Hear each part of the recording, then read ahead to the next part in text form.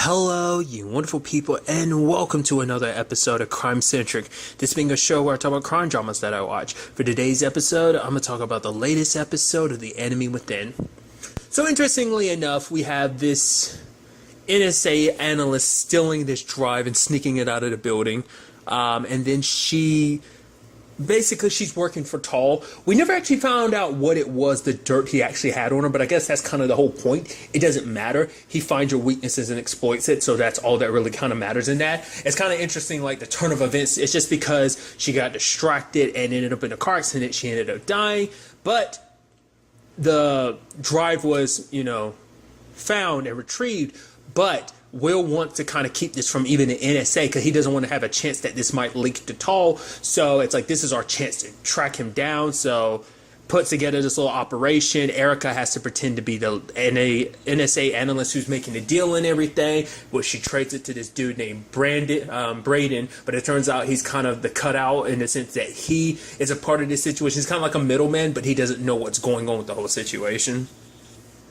Then obviously we see that Erica's got some sneaky moves. She ends up stealing a metal piece or something that she uses later on to basically open a drawer that has a cell phone. It's like, okay, what the hell is up with that? So basically we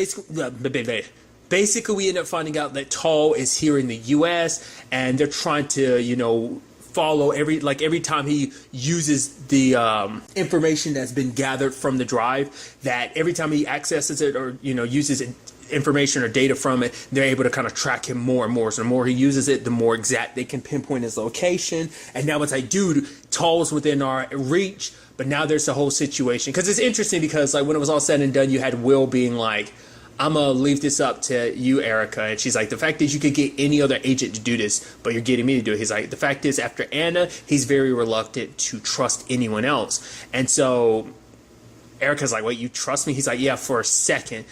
But the fact of the matter is, you are the person who wants Tall just as much as I do. Obviously, for him, he wants revenge for Lane. She wants to, get revenge for what he, was threatening Hannah as well as just kind of imploding her life, And obviously, a lot of people had their reservations about it. I love, Bragg being like, I don't think this is a good idea. Considering the fact is that he was a person before being like, I don't care too much about this Erica Shepherd situation. But now it's like he's on the other side of it because I guess we're literally putting her in a position where she could try and get away. She literally squirmed away. It's one thing working with her. It's another thing putting her in the field and kind of allowing her to have the opportunity to get away. But Jackie's like, oh, the fact of the matter is that happened because you didn't have me here last time. It's like, all right, Daniel, how you feel about this? And it's like, I think it's a great idea. It's like, really? You who's super against a lot of this stuff? It's like, yeah. Why do you think it's such a great idea? Because Keaton says it's a great idea. And Jackie's like, see, that's why he's going to get a promotion before you do.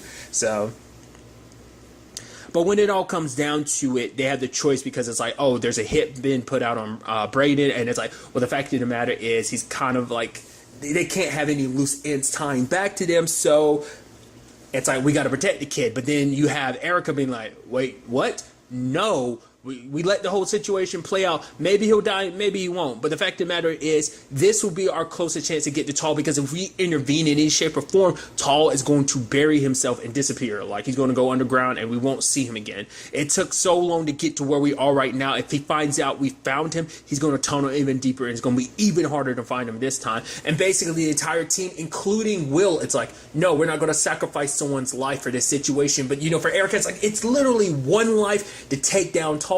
But then you have Will pull her aside. It's like, you're a fucking hypocrite.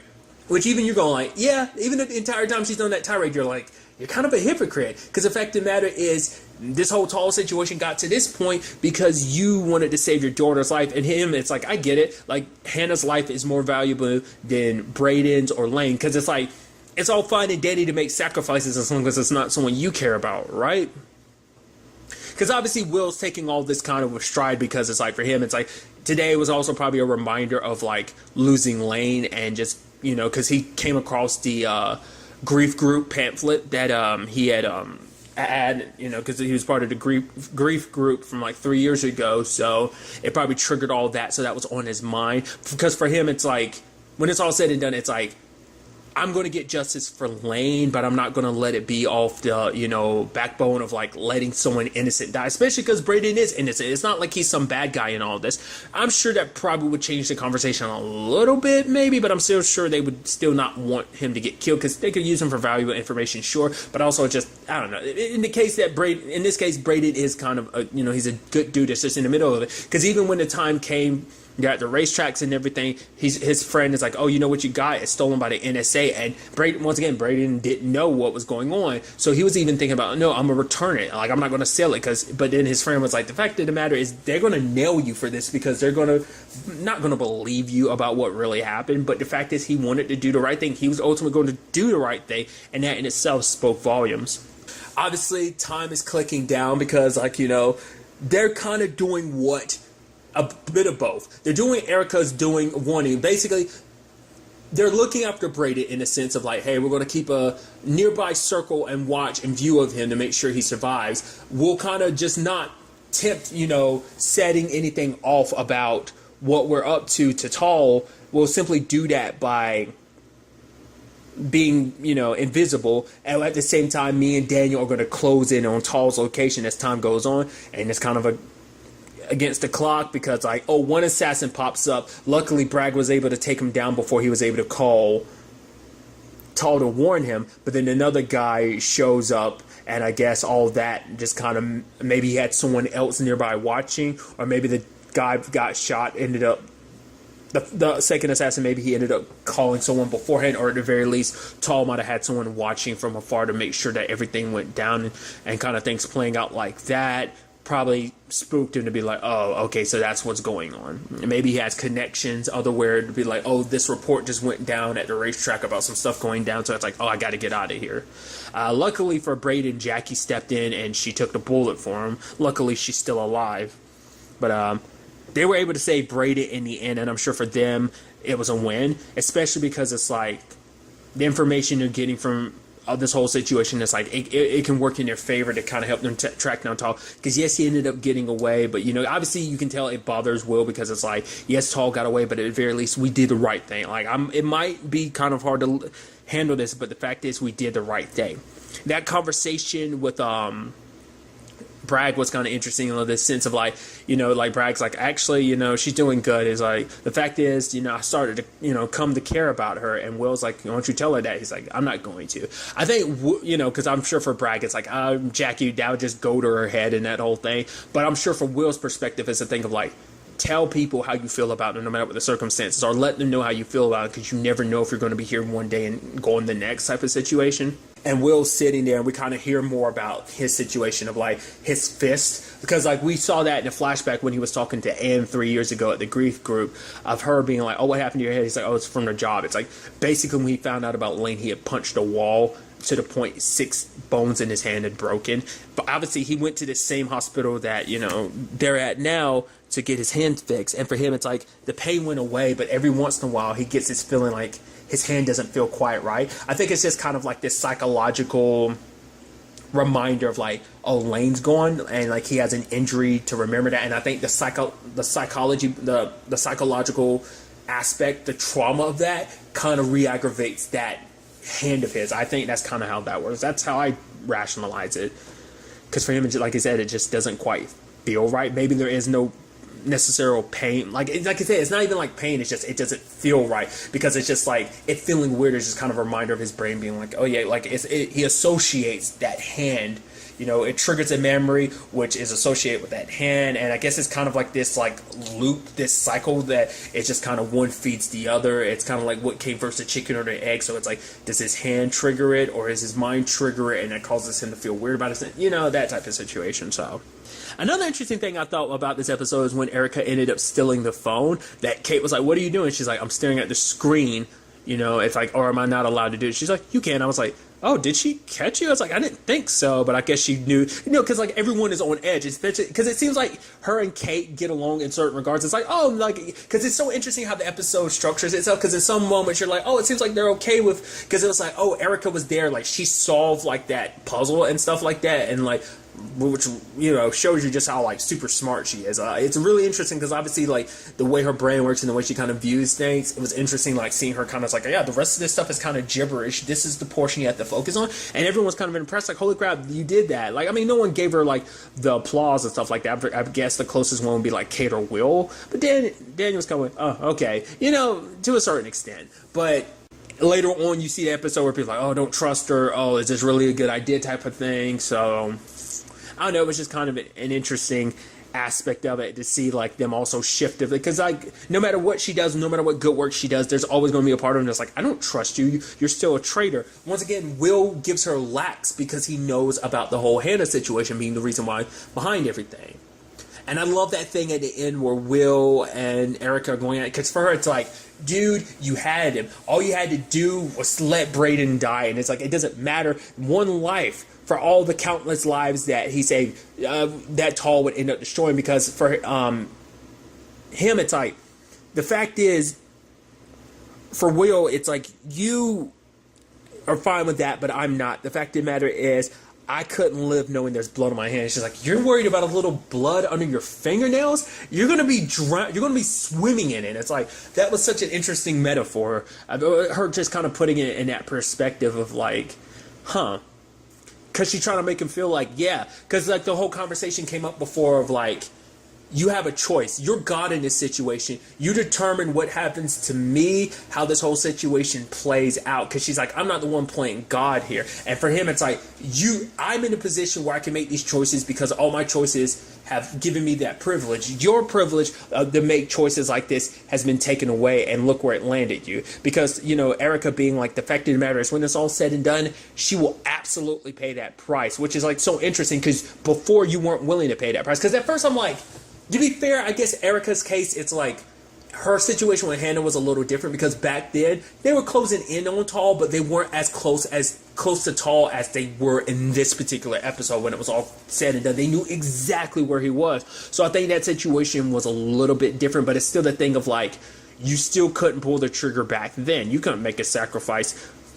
You know, and maybe you can make the argument for her, it's like, that is her ultimate regret. My daughter's still alive, sure, but the fact of the matter is, my life's imploded, everything's kind of played out the way it has, and it's just, you know, maybe in her way, this is supposed to be her redemption, of her way of making it right, but obviously her frustration is making her lash out at, you know, Will. Because for him, it's like, the fact of the matter is, you couldn't get the job done back then. Who's to say you could have done it anyway? The fact of the matter is, I'm a catch Tall without end up being a murderer. Because the fact is, you can be okay with the fact is of just letting someone die, but I'm not gonna get this done that way. That's not the way we handle things. So, also interesting information we find out too is apparently Will's the one that leads the grief group, because it's so interesting, because obviously it's playing the parallels of like, obviously when he showed up 3 years ago, Anne was the one running things, and she was like, you don't have to talk, you can just listen. And now you see him kind of handling his grief and wanting to help others kind of get through theirs, and that he is, you know, to the point he can talk about what went down with Lane, because before it was like a few weeks had passed. You know, 3 years ago, that was like a few weeks had just passed since Lane had passed, so it was still such a fresh wound for him. And obviously he still carries that pain with him, but now, like I said, he can use it to help other people. But then, lo and behold, like, obviously there's everything. Well, for one, before I get to like the very ending and stuff like that, there's the whole situation about the guy. Interestingly enough, the actor who plays Tall, I've seen him fairly recently in something, and I'm blanking what it is. Like, I've definitely seen that actor in stuff from time to time, but I just can't remember what it was exactly. But he's meeting with some guy who's played by Michael O'Keefe, which I've seen him in plenty of different things. I've seen him in quite a few crime dramas where he played like a dirty cop. There's at least one, what was it, King and Maxwell? I know that's one of the few things where he wasn't a dirty cop. I feel like a lot of other times you see him kind of plays a dirty cop in certain regards. But obviously, like, Roseanne was like the first thing I think I was aware of him being in. But he's been in movies, been in TV shows, so. But it seems like later on, because like the guy they had captured, one of the assassins they tried to get questioned, like it came all the way from the White House, breaking it down of like, oh yeah, let's put this guy in CIA custody. So it seems like he has connections to the CIA in particular, or maybe he's someone high ranking within the FBI. Like, I forgot, they were saying exactly who he was, but I kind of missed it. And so it's like, okay, so the whole point is for them to be in him to be in a position where he can make sure that the FBI has a very hard time getting in Tall's way. So that's one thing they're setting up. Kind of obviously like continuing like the whole like there's a lot more spies out there, kind of hidden, in plain sight that you're just not aware of.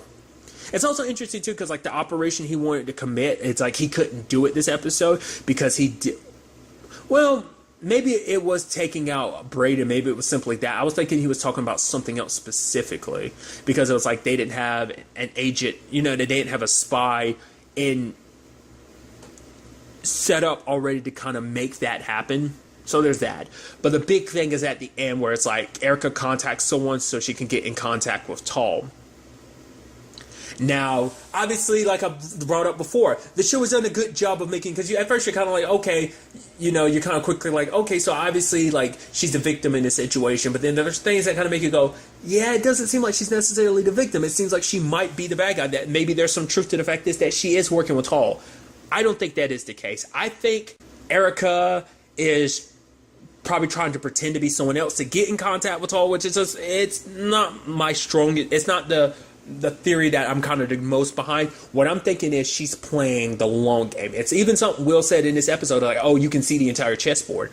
Yes, she can. Like, I think the fact is that she was reacting the way she did, because normally she's kind of calm, cool, and collected, but you can make the argument because it's Tall, they're so close to him, that she acted that way. But I feel like that was also because she wanted to distract them, maybe feed into the whole aspect of them not trusting her, because maybe that will solidify the fact is that Tall's like, okay, so the FBI doesn't trust her, she's not really buddy-buddy with them. And I think this is some long con to get close to Tall, of her being like, the fact of the matter is, I'm going to be locked up here, and I've had a long time to think. Maybe Tall contacted her in the past 3 years, found some way to contact her, and it's like, okay, like, the fact is you continue working for me. Maybe Hannah has never been out of danger. Maybe that has something to do with the fact is of what Hannah wanted to talk about last episode. She never got a chance to. Maybe it's like some stuff or people have come around that she's like, oh, that's a little weird.